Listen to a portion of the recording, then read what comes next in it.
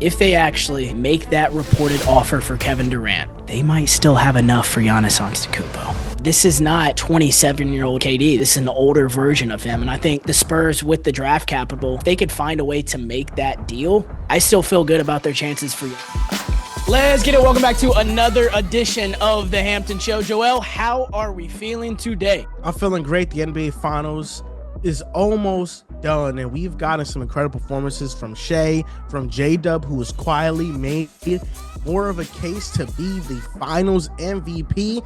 And then we had a big-time trade, and it wasn't Kevin Durant. It was Desmond Bane getting traded to the Magic.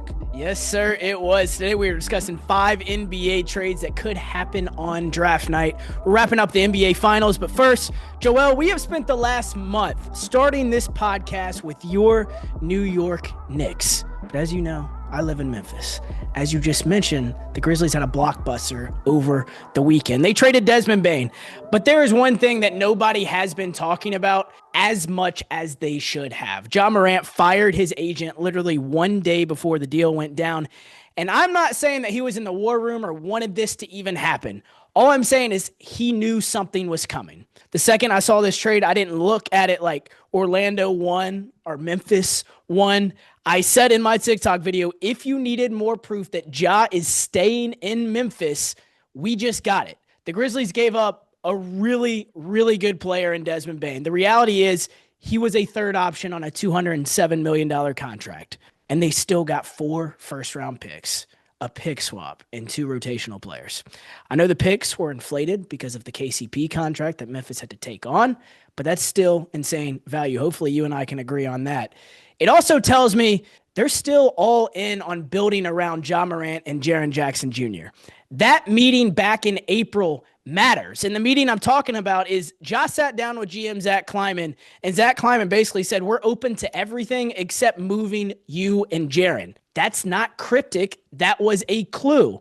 They were always going to trade Desmond Bane. And the question is now, why did Ja fire his agent a day before it happened? There's a couple reasons why. Ja knows he's getting an extension with or without representation. He basically has that guarantee from the franchise. Him and his agent probably disagreed on how they wanted to go about it. He can either sign now or he can play out this year, possibly sign for a bigger amount the next summer. That's probably where the tension is. I don't know where the two sides of those things is, but that's probably where the tension is with Ja. The public reaction to this trade, we'll move on from Ja and talk about the actual deal. It was kind of weird to me because you have Brian Windhorst and national media suggesting a rebuild was coming. I don't know if we didn't watch the draft lottery, but tanking is not the move in 2025. Ask Utah, was it worth it? Ask Washington, was it worth it? Ask the New Orleans Pelicans, was it worth it sitting Zion Williamson out? The Dallas Mavericks have the number 1 overall pick. The Philadelphia 76ers have the number 3 overall pick. Ja is not perfect. I'm not sitting here arguing that, but he's not Zion. He's not LaMelo. When he plays, they win 50 games. They make the playoffs. He sells tickets. They're top 10 in jersey sales. He has a signature shoe, and he impacts winning, even if it's just in the regular season. So if you want to trade him, my question was the exact same question. I went back to the Knicks firing their coach. If you're firing Tom Thibodeau, who are you hiring? If you're trading Ja Morant, who are you getting back in return that can guarantee all of those things I just listed? The Desmond Bane thing, I'll touch on it. I think he's a great fit in Orlando, but what is your reaction to the Memphis side of things, Joel? I think it was excellent value for Desmond Bane. Whether or not this propels Memphis into something deeper than just a regular season team is still to be determined, but the pick value they got is pretty impressive. And I think the Orlando picks for the most part are probably going to be picks that if they reach their potential will be in the 20s later on. But this draft, to get the 16th overall pick in a draft that I think has a plethora of wings and players that are ready to play now, I think was huge. If Colin Murray-Boyle somehow can fall to that spot, I would love that for Memphis. I think there's a couple of players I would love at that spot for Memphis. I mean, it's not too long ago that Trey Murphy was picked with the 17th pick in a draft that the Grizzlies select Zaire Williams. So at that pick, you can get a pretty damn good player. Mm-hmm. And then next year, they have a 2026 first-round pick from the Suns that has some swaps included with if the Wizards finish as a bottom 8 team next year, then basically the Grizzlies get the worst of the Suns and the Magic pick. And if the Suns are bad once again next year, then that potentially could be a top 10 pick in the NBA draft. So I think that they did good on the trade value. A KCP, although on a pretty bad contract, only 2 years left, and still a steady defender. He shot better after January 1st. He shot 38% from three. And then Cole Anthony, I think if maybe one of the guards goes down, he'll get some more playing time. But I think with Scottie Pippen Jr. and John Morant, they're pretty much set with their guard rotation. So I think overall, it was a good deal for Memphis. Now, I do think the speculation about what's next for Memphis is a bit fair because I think everything has to be on the table. I think Jaren Jackson Jr., the fact that he didn't make All NBA and now his contract is going to be more so $40 million per year as opposed to $50+ million per year is a huge break for Memphis. And I think they will re-sign him and they'll extend him because he's a pivotal piece for their future. And John Morant, you have to see how he bounces back this year. I don't think that the Grizzlies are pressing the red panic button right now and saying this is the offseason that all of our stars have to be traded. I think that it's a year-to-year process. I think if they don't meet expectations this upcoming season, then it becomes more of a conversation around what the Grizzlies should do with their franchise. But I think for the most part, building around Ja and Jaren, retooling around them, creating flexibility, it's going to be a bit of a 2-year window to see what they can accomplish together. And if not, I think that's when you start having conversations about what their future should be. But as of right now, I think they're pretty much safe. Yeah, I will admit I will slam the Grizzlies if this offseason there's not another move that is made because objectively, yes, they got worse with this deal. Jaren Jackson, that contract saved them. One, he will never be on the table this year because he's making, I think, $23 million. Why would you trade an all-NBA or an all-star player who's a former defensive player of the year making $23 million? Secondly, if he made third-team All-NBA, which he was one vote away from doing, or one Defensive Player of the Year once Wemby went down, which he was top 3 in doing, he would have been eligible for 5 years, $345 million. Now that he's not, there's a $200 million difference with that. Instead of 5 years, $345, I believe it is 4 years, $169. That is extremely affordable going forward. And I'm watching these playoffs, and I'm marking down things that matter, and that is depth. Since Ja, Dez, and Jaren were not a perfect fit alongside each other, there's no reason to build out around that very little depth, which is what they had last year. I understand that you think the criticism is fair. I'm glad we agree on what's next, but the criticism to me was never fair because of those numbers I just named with Jaren Jackson Jr. The Orlando picks moving forward, I understand right now in this moment, it seems like they're going to be in the 20s, but Dallas was in the NBA Finals a year ago. Nobody thought they would have the number 1 overall pick this year. Philadelphia 76ers signed Joel Embiid to a massive contract last year. Nobody thought they'd have the number 3 overall pick. And even dating back to last summer, Memphis was off 2 straight 2 seeds when they had that season from hell and ended up getting a lottery pick in the 2024 draft. So yes, Orlando on paper, 5 years from now, it seems like they're a safe bet that their pick is going to be in the 20s. Who knows? In this NBA, it moves fast. 2 years ago, Sacramento was a 3 seed in the Western Conference. Now they're on the outside of the play-in looking in. So a lot of things can change. There is a massive difference between the job business and the Zion business. We have been to the playoffs 3 times. The Grizzlies have been to the playoffs 3 times. Whenever he's on the floor, he actually contributes to winning. Let's talk about Desmond Bane now on this side of it. It's funny because whenever he leaves Memphis, it feels like suddenly he's getting more praise in 3 days than he got in 5 years. I've been hearing that he's a lockdown defender, and they must have been watching a different backcourt than me. I've said to you many times it felt like Dame and CJ McCollum. Bill Simmons said that he could see Bane playing 35 minutes in the NBA Finals. And Chris Vernon notoriously went on there and said he just played against the Oklahoma City Thunder in the playoffs. We saw him play this exact same Thunder team in the playoffs, and he shot 20 of 63 from the field, 7 of 32 from 3. He could not guard, and he could not score. And when he ran the offense, it was a disaster. I'm not here to slam Desmond Bane. I love him. I think he is great. Yes, on paper, he is a clean, great fit for Orlando. They needed that exact type of player. But let's be real. If any other team traded him and the other squad gave up this much capital for a non-all-star player, we would be calling it an overpay. In fact, you did call it an overpay for Mikal Bridges. Nobody labeled the Knicks as finals contenders. At least you didn't, right whenever the Mikal Bridges trade happened. So why are we doing it for Orlando?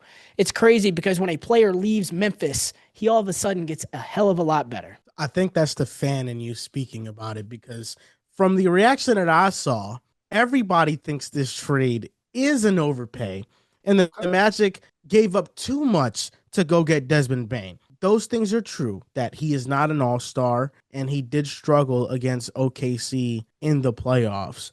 With that being said, the Magic are betting on Paolo Banchero and Franz Wagner. Yeah. Whether or not those two leading your team is better than John Morant and Jaren Jackson Jr. is to be determined. I think you can have a debate about it if Paolo reaches his ceiling, if Franz reaches his ceiling. The reason why I don't believe it was an overpay is because KCP was one of the worst signings of the offseason. He did not live up to his contract. He still has 2 more years in his deal.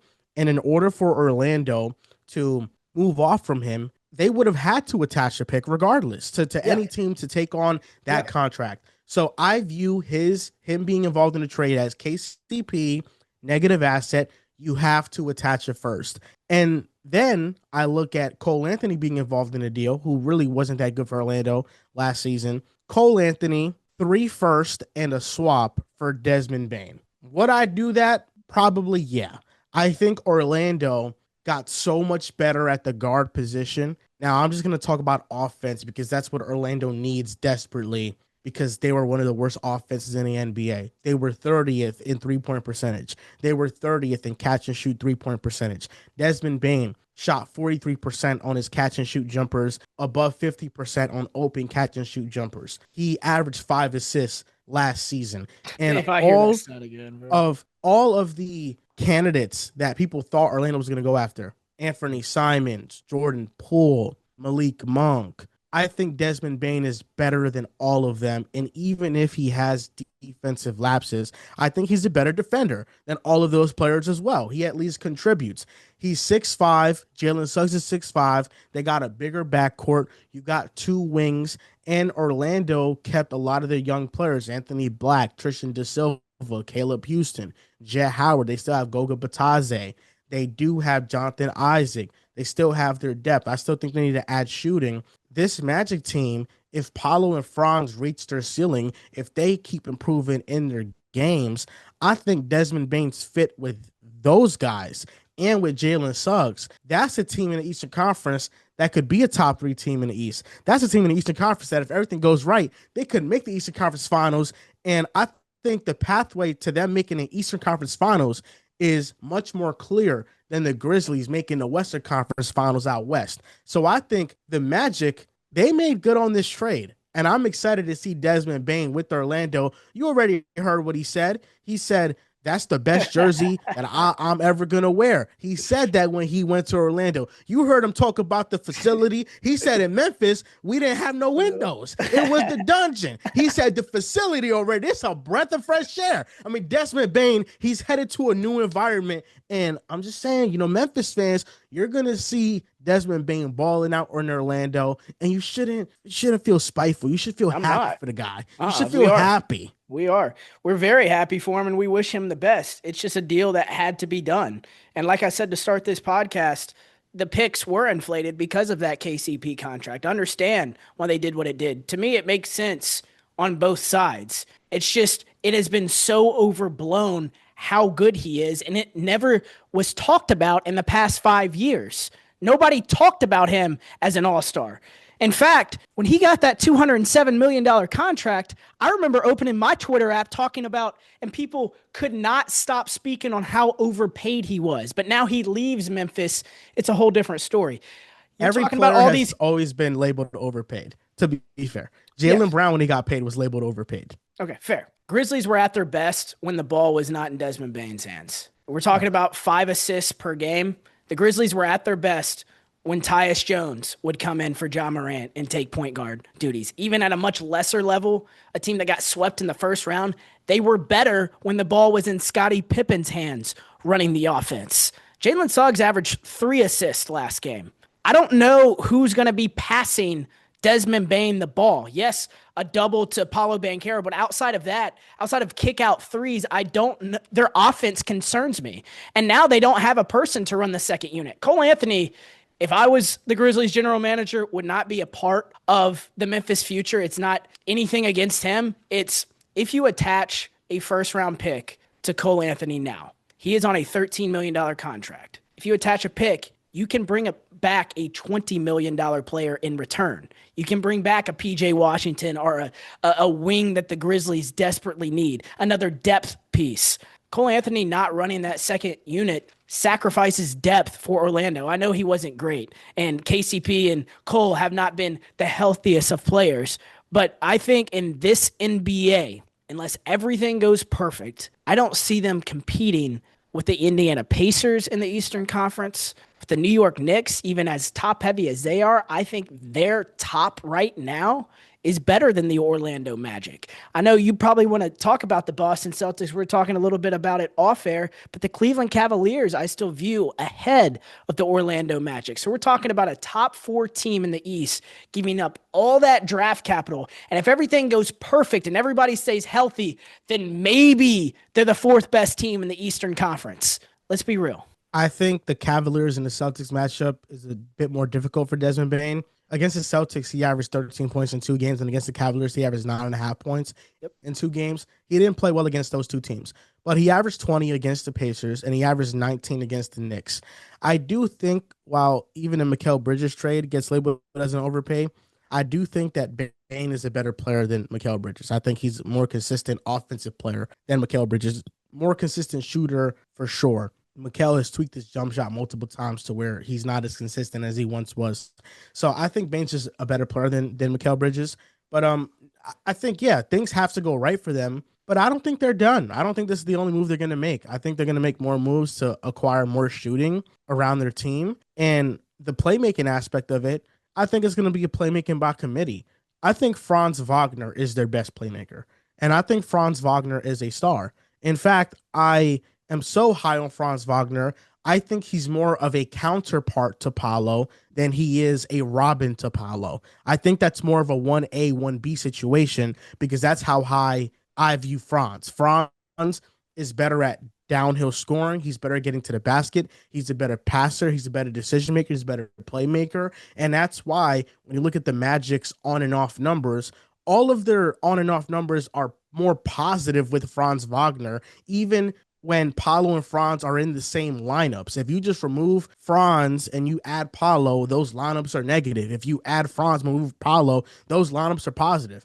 He's just a player that he's more conducive to productive offense. He's more of a connector. So I think the Franz and Bane pairing is going to be amazing when they do stagger those minutes. And that's why I'm very high on Orlando, because if you have Paolo and Franz both take leaps at the same time, to where last year they still played like both of them were all-star caliber players. If they play at an all-star level and take another leap in their game, now we're talking about a dangerous Orlando team. The Knicks have depth concerns. They have defensive concerns. The Cavaliers have injury concerns. And the Magic have some of that too. There's no doubt about it. But I think Bane is going to be a perfect fit. And I think Bane has a real chance to make a big difference in Orlando and be their missing piece. And I do think that in the Eastern Conference, it's more likely Bane could make an all-star game in the East than he could in the West. 100%. You made a lot of fair points. It's a shame I have to talk you up on your New York Knicks again after they went to the Eastern Conference Finals. I was not surprised. You were the one surprised. We'll have that conversation another day.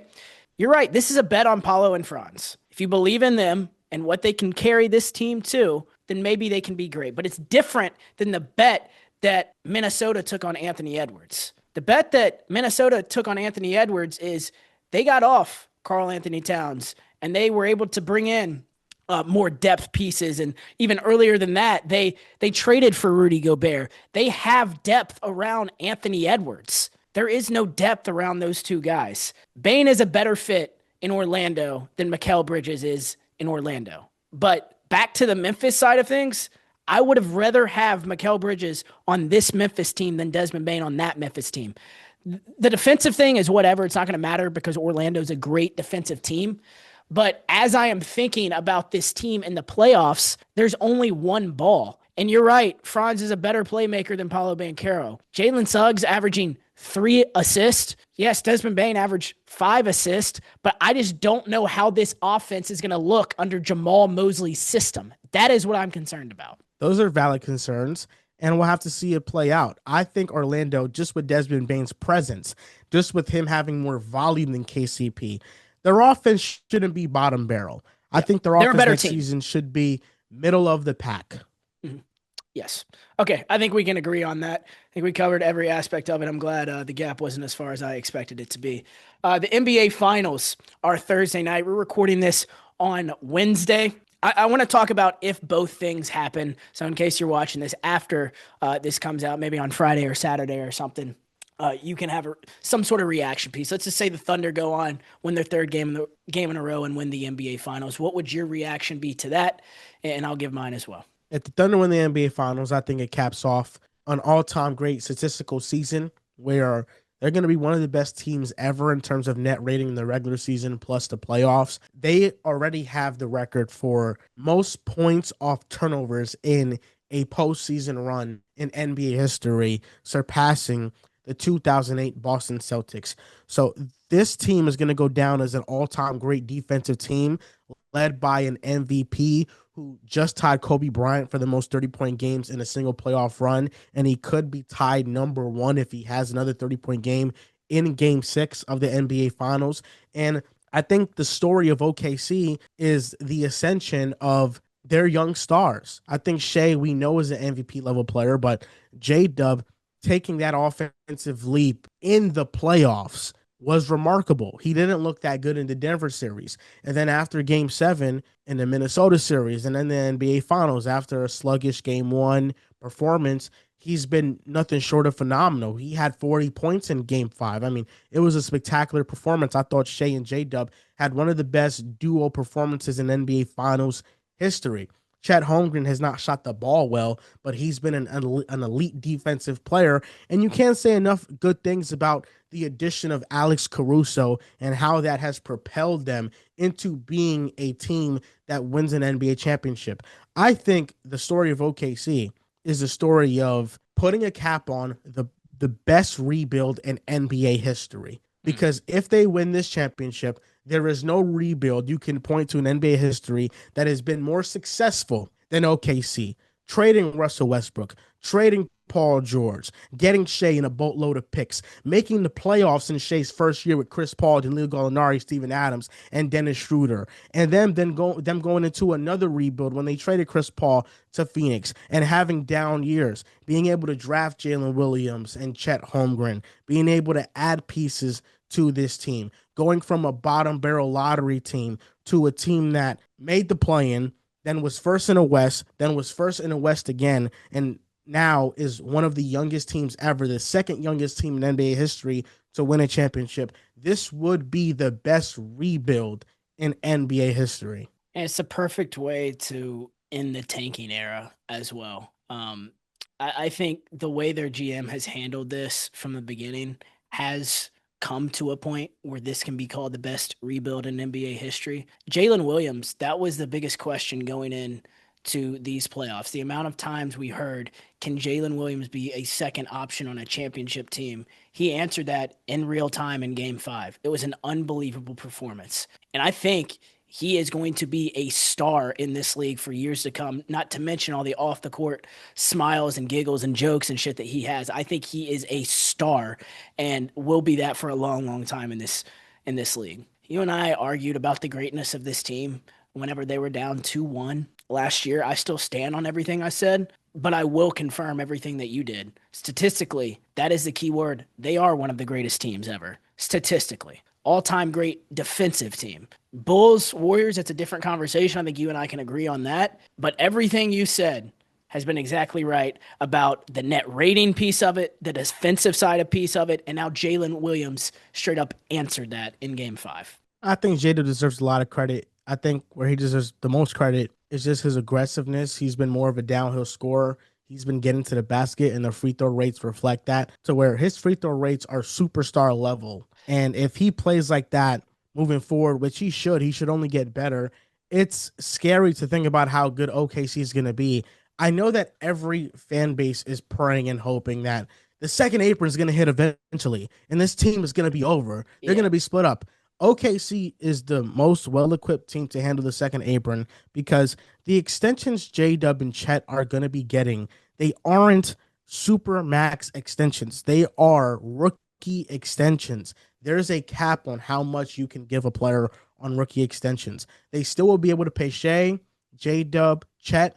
They'll be able to have role players around them. They'll be able to trade some of their valuable young players on their team. Like, worst case scenario, they can't give Case and Wallace a contract and they trade them for multiple first round picks. They have so much assets and so much picks moving forward that they can continue to replenish their role players and still be led by their three top guys. And the better that Shea, that J-Dub, and Chet get, the less they'll have to rely on those role players stepping up in those big moments, because I think with how young they are, they're very inconsistent. So you need the contributions of Alex Caruso. You need him to drop 2 20-point games in the NBA Finals. You need somebody like Isaiah Hartenstein to be your defensive anchor. But I think as we progress, they'll just only get better, and the depth, it'll be easy to build around those three. So I think OKC's in a great spot. It could very well end up being the dynasty of the 2020s. I remember 2 months ago being at Game 3, Thunder Grizzlies. Memphis is up by 29. John Morant gets clipped. Rest is history. Jalen Williams, watching him in person, it was my first time. The spatial awareness he has was incredible, and it feels like he has profited from being Shea's teammate in that specific aspect of his game. The way he maneuvers the pick and roll and just finds gaps to use has taken a whole new step in this playoffs. I want to go back to the rebuilding point that you were making. Whenever that Desmond Bane trade went down, that was the depressing side of it for me, because not only did that happen, but at the same time, I am watching another team do exactly what the Grizzlies should have done. When Jaren Jackson when John Morant and Desmond Bane were still on their rookie deals, there was no doubling down. In fact, it was trading Steven Adams to the Houston Rockets. It was letting Dillon Brooks walk for nothing. And I had no problem with the Dillon Brooks decision. I still didn't. But the problem was that they didn't fill those gaps with better players. It would be like if the Thunder moved on from Josh Giddey after that horrific playoff performance last year and did not replace him with Alex Caruso. Instead, OKC, I don't think they were paying attention to the Grizzlies' mistakes. They didn't need to pay attention to realize that having Jalen Williams and Chet Holmgren on rookie extensions, it is now to cash in on Alex Caruso, to cash in on Isaiah Hartenstein, and trade, move on from Josh Giddey. They paid the guys that they could while their younger guys were not making as much as they should have. And that was the ultimate crux of what happened to the Grizzlies. That's why the Grizzlies have never been past the second round, because when their young guys were not getting paid, they did not want to double down and build around them. OKC did that, and it was a big, big reason why they're capping off this NBA Finals. I agree. They just made smart moves, and it's perfect timing, and their players have ascended at the right time. Yeah. I think it's better for a player not to be elite right away than for a player to be elite off the bat. You look at Shea. Shea didn't ascend into an MVP caliber player until he was like 24 years old. All those years before then, he was great, but he wasn't leading OKC to wins. He wasn't carrying garbage teams into the playoffs, although there were some years where the record with him was really good and the record without him was just terrible. But like Luka Doncic, after his second season, every year has been a carry job to the playoffs. And what happens when that happens? What happens is that the team feels pressure to trade future picks for a player that can win now. You don't have that flexibility. and those moves are very risky. That's how you end up with Kristaps Porzingis and that fit not working out. And you don't draft highly talented players in the draft. OKC, they were able to draft Chet with the second overall pick. Josh Giddey was the sixth pick in the NBA draft. They were able to draft J-Dub, a lottery pick, and they drafted Ousmane Dieng in that same draft. They drafted Chet, Dieng, and J-Dub all in the same draft. They were able to draft all those players, and some of them panned out with Chet and J-Dub panning out. And because they were bad for a period of time, they allowed Shea to grow and have his own team, but also these young and highly talented guys to fill in those gaps. I mean, there's no question why, like Luka last year, 2 years ago, when the Mavericks intentionally tanked down the stretch of the season, they got their pick back. They were able to keep it, and they drafted Derek Lively. And Derek Lively is one of the biggest reasons they made the NBA Finals. And that was just one player that they drafted because Luka got hurt and wasn't able to carry that team to the playoffs. But had he carried that team to the playoffs, they don't have Derek Lively. And I say all that to say that sometimes it's better for your star player not to be elite right off the bat. It's the LeBron James effect with Cleveland, where the Cavaliers were never able to properly build around LeBron James in his first stint in Cleveland because he was so good that all they could do was sign free agents and trade for aging stars, but they never got top 10 picks in the draft to help build around him. And to add something else to that argument too, young guys, unless they're, keys to the franchise type of rookies, which Shea was not, they have to get on the floor by doing the little things, defending, sharing the basketball. Shea, yes, was great or good as a young player, but he was not getting that Luka treatment where it didn't matter if he didn't defend or not. I know we're getting a lot of strays to Luka Doncic here, but Shea kind of slowly growing made him learn the little things too. So when he's a star, he's not a liability on the defensive floor. He's a big reason why the Thunder have one of the greatest defenses to ever exist in the NBA. Let's get into some NBA trades on draft night, though. We're going to be giving you 5 NBA trades that could happen on draft night. Mine are going to get crazier as they go.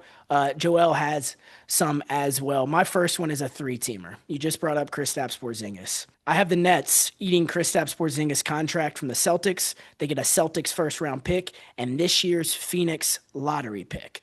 The Celtics get Dylan Brooks from the Houston Rockets and a second-round pick. The Rockets, in return, get Cam Johnson, Dariq Whitehead for money purposes, and 2 first-round picks for giving up that Phoenix first-rounder this year. How do you feel about that one? 3-teamers are always fun. The Celtics get some assets, and I think the Nets get Porzingis, and that's good. I mean, if they're looking to compete, I think that's a fine addition to their team. And they're realistically the only team that can eat up Porzingis' entire salary without giving anything up. Mm-hmm. That's exactly right. Do you have a trade? I have a ton of Kevin Durant trades. I'm going to start off with maybe a 3-teamer, or should I? No, I'll save it because you're saying you're getting crazier as it goes. So, okay, Kevin Durant to the Raptors. The Raptors get KD, and the Suns get Emmanuel Quigley, Jakob Poeltl, and the 9th overall pick in the draft. Read the return again. Emmanuel Quigley, Jakob Poeltl, and the 9th overall pick. That would be a godsend for Toronto because the amount of money they are paying IQ right now is insane. I think combined, Emmanuel Quigley and Scotty Barnes are making $440 million over the next few years. If they can find a way off of that IQ contract, I think that would be huge for them. Toronto, it feels like Masai Ujiri's been searching for a superstar. It makes sense why they want him.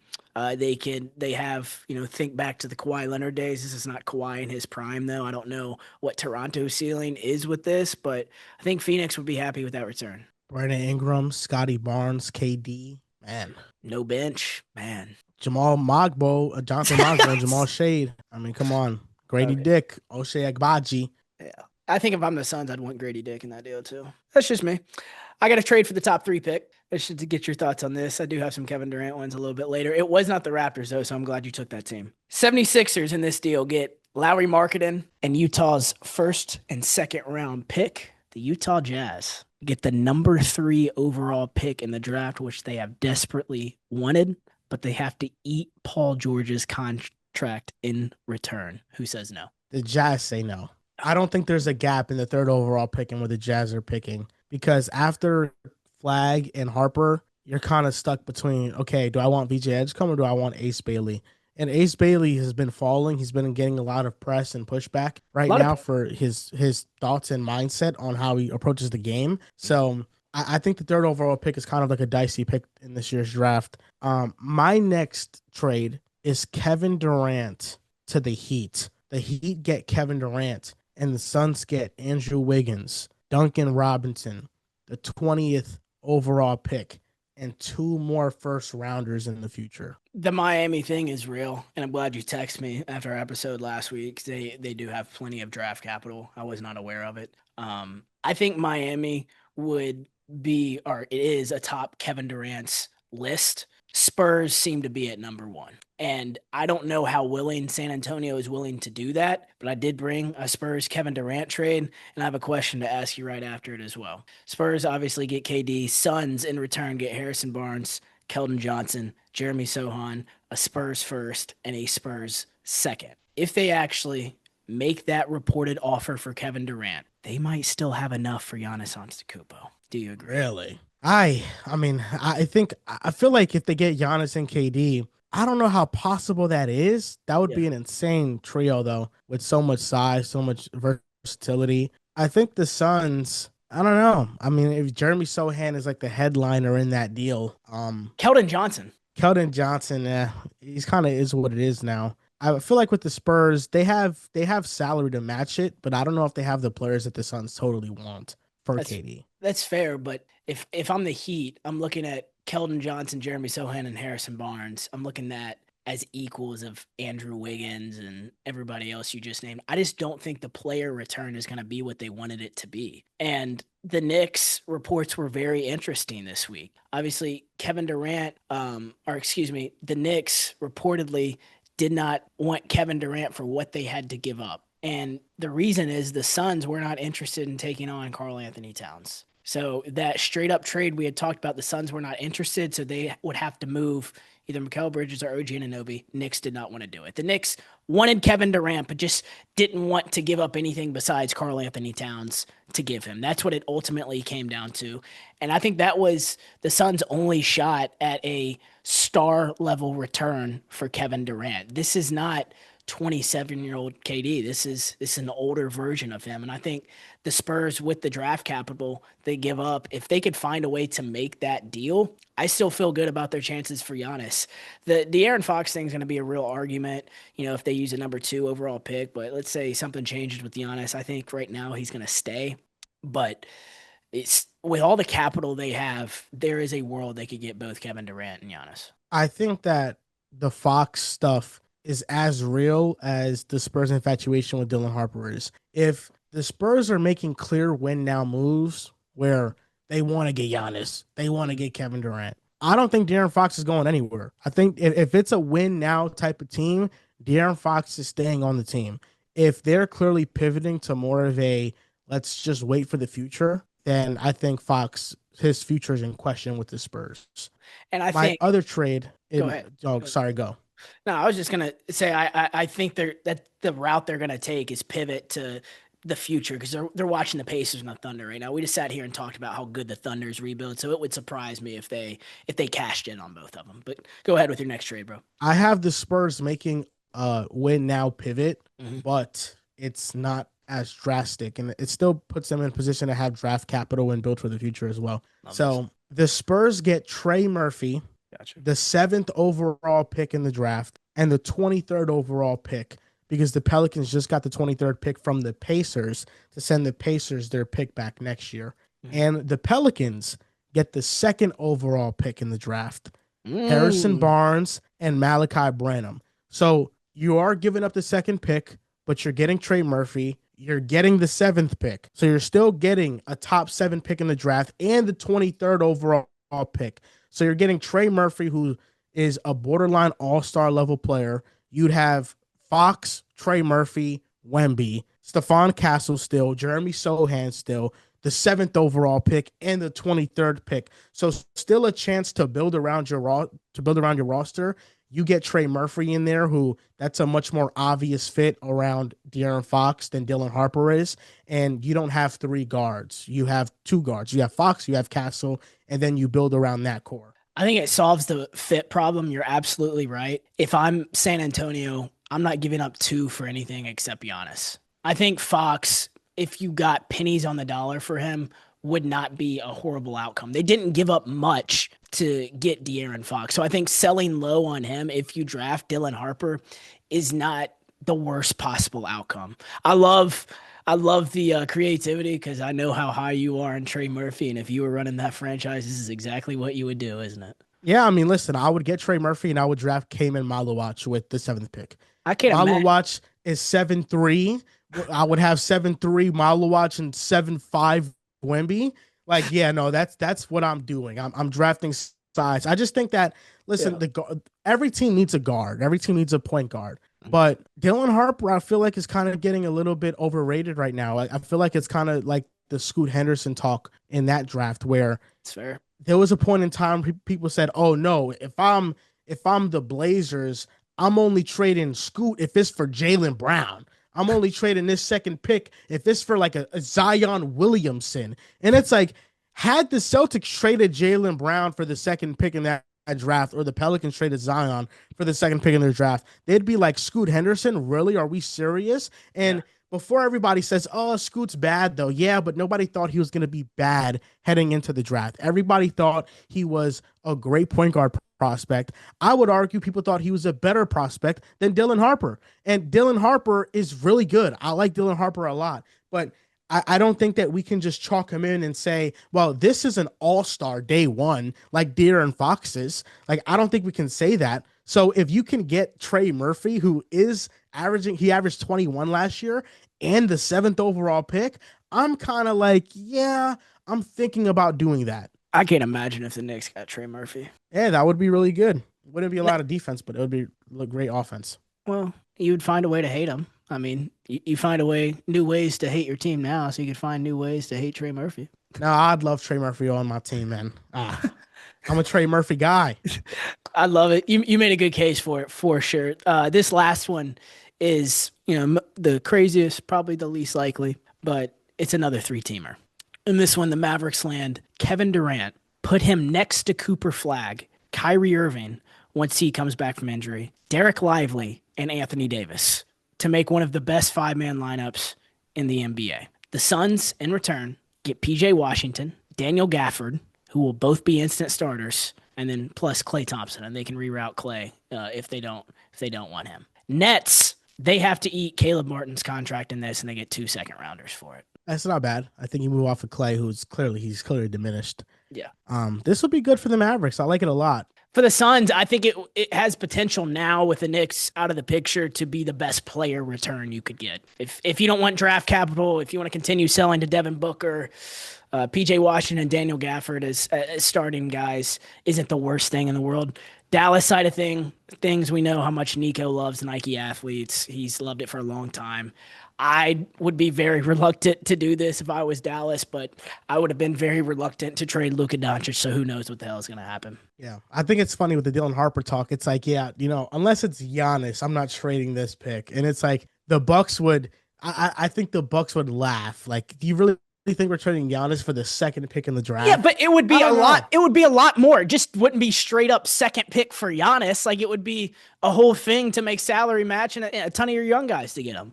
But it would be the headliner of the deal. And I think that's the thing. It's like, if that's the headline of it, I think I'm good. Okay. It's 100% fair. You feel that way, but if it's Cooper Flagg, it's different. It's just, it's not. It's Dylan Harper. It's and fine. I'm not going to sit here. Fine. I'm not going to sit here and argue with you. I'm not like scout guy. I don't know how good he's going to be. I just know I'm not going to give up that asset for a current. I don't know if I want to call Trey Murphy a role player, but whenever the Pelicans have won anything, that's what he's been. I need to do an exercise and see how often the 7th overall pick in the draft has been better than the 2nd overall pick in the last 15 years. Yep. You can get back to me on next week's episode. Kevin Durant's 3-team trade. Now, this is my last one. This is where I get spicy. So the Timberwolves get Kevin Durant. The Suns get Nick Claxton, Mike Conley, and the 26th overall pick. And the Nets get Julius Randle and Dante DiVincenzo. Suns get Randall and DiVincenzo. The Nets get Randall DiVincenzo. The Suns get Claxton and Oh, Conley. excuse me. Yeah, excuse me. Nets get those two guys. The Suns get Claxton and Conley in the 20th. The Wolves thing with all this reporting, it's kind of shocking to me how reluctant Durant is to going there. It seemed like him and Edwards were pretty tight. Like if I'm Anthony Edwards, I'm definitely calling him, but like, are these reports true? Like, do you just not want to play with me, or is it, a money thing for him? The Suns getting Conley and Claxton in the 20th overall pick in return. I think the return obviously is going to be the best from Houston. San Antonio is reluctant to do this. The Nets, I think, are the ultimate winner of this trade, getting Randall and DiVincenzo. You've went on this podcast and saying you'd much rather have those two guys than Karl Anthony Towns, and there is a case for that. But I think the Nets would be the ultimate winner, don't you? Yeah, I think the Nets would have a good team. I think they'd have Randall, they'd have Cam Johnson, they'd have Dante, and you still need to get a point guard there. But like overall, you don't believe in D'Lo? D'Lo, I don't think he's gonna be back. No, maybe Cam Thomas will start for them. I don't know. Yeah. But I think that this would be a good team. Like it would be a very competitive team, possibly like a frisky playing team. And I think in this current age of the NBA, you kind of don't want your team to just be like completely awful. You don't want to completely tank. So it makes sense for the Nets to like bring some type of excitement, and they have a top 10 pick in the draft. So they'd have that top 10 pick plus these players, and you'd bring your top 10 pick into a situation where he has some veterans around him to guide him. This is a crossroads for Minnesota right now. I wouldn't be surprised if they just keep entering their name into the KD sweepstakes, because Anthony Edwards is, right behind the front office, pushing to get Durant. But I just can't help but wonder why Durant doesn't want to go there. I think it's because whatever they give up, they're going to be so thin in return. And I think Durant's finally learned the lesson that wherever I go, it's going to diminish the team that was already built up there. And if Durant goes up to Minnesota for this return, I just don't see them being top of the line, competitive in the Western Conference with OKC. I agree. There's been rumors of Rudy Gobert being floated around, and I think that would be a massive mistake trading Gobert for KD. He means too much to their defense. Although Agreed. He's terrible offensively, he just means too much to their defense. I mean, at that point, you're giving the Suns a Timberwolves roster. If they get Rudy Gobert and Dante DiVincenzo, you're kind of like, the Suns with D Book and Beal and Dante and Rudy Gobert. This is a team that could be a playoff team. Yeah. So, yeah, I kind of feel as if Kevin Durant probably is not willing to go to Minnesota because of the return they got to give up for him, which is why maybe it's a leverage play on his part to kind of, tell them he doesn't want to go there, so the Suns feel compelled to take a lesser offer. But the Suns also have to do what's best for their organization. And if they want to retool around Devin Booker, which is the goal and has been the goal for them, then they need a good return back for KD. They need players, and they don't want picks. They have been adamant in saying that they'd rather have players that can impact winning now than picks. And if that's the case, then the Houston trade package becomes less compelling, because it's not just as simple as, we'll give you your 2025 and 2027 pick back. Because no, the Suns are looking at it like, no, we want Jabari Smith. We want Reed Shepherd. We want possibly Dylan Brooks as well. Like, we want good NBA players for KD. Kind of like the Desmond Bane trade, where the headliner in that trade was the picks. This is the opposite. The headliner in this trade, the Suns wanted to be the players. Exactly. And I think that's where people got it wrong, because objectively, right, Memphis did not get better by making this. It has to be a move to get better. And I swear to God, if, of course, I'm ending on a Grizzlies note, I swear to God, if the Grizzlies don't flip the capital for something else, it doesn't have to be all of it, but just to get depth around John Jaren, that's when I'm going to hammer this trade and really kill, and obviously say that Orlando won it. The Suns' priorities are a lot different. It's players straight up in this. It's not to get assets and then flip it for something else. It's straight up players. And that's why I'm interested to see where this thing ends up, how badly Houston wants Kevin Durant, because out of the teams that are mentioned, them in Miami feel like the ones who need him the most. And Minnesota could give you the best player return, but if I'm Minnesota, I'm not doing it for all the reasons you just said. Hey, listen, maybe Memphis enters the KD sweepstakes. I would be shocked. Of course, I've been like my friends, as soon as it went down, that was like the first thing they're texting me. And I've been pretty consistent with it for as you convinced me that I would much rather have Mikal Bridges on my team than Kevin Durant. Really? Oh man. For the trade return, bro. I'm making jokes, but for the trade, like I think it would be less. I think it's more realistic that Kleiman, as in love as he is with Mikal Bridges, that is a more realistic option than Kevin Durant, and you don't have to give up the amount of players you would have to give up to get Mikal Bridges. It would be Desmond Bane, 1.5. I don't know. I think Mikal, dude, we were talking about like the draft picks and how much he would go for now. Grizzlies offered 4 for him before the Knicks offered 5 for him. I think the Grizzlies would still be willing to do that. Damn. Send that trade over, I hope. Okay. Should I hope so too? The Suns pick. Yeah, that's why I'm going to be so mad, because we own all of our picks for the next 5 years, and now we have 4 extras. And the Phoenix ones, I mean, that's an incredible asset. So we'll see where it goes from here.